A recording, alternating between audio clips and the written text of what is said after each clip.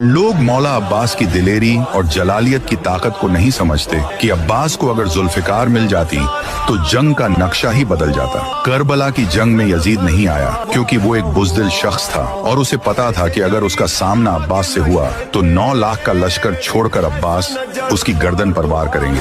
क्योंकि अब्बास मौला अली के शेर थे, वैसे तो मौला अली के 18 ही बेटे अली थे, लेकिन सभी में अलमदार अब्बास बने और वफादारी तो कोई मौला अब्बास से सीखे। जिन्होंने अपनी सकीना के लिए अपने बाजू गवाए, यजीदियों को पता था कि वो अब्बास का सामना नहीं कर सकते, इसलिए मरदूदों ने पीछे से वार किया। जब मौला अब्बास की आंख में तीर पड़ा तो अब्बास कहते हैं कि मौला हुसैन अपनी ज़ियारत करा दीजिए।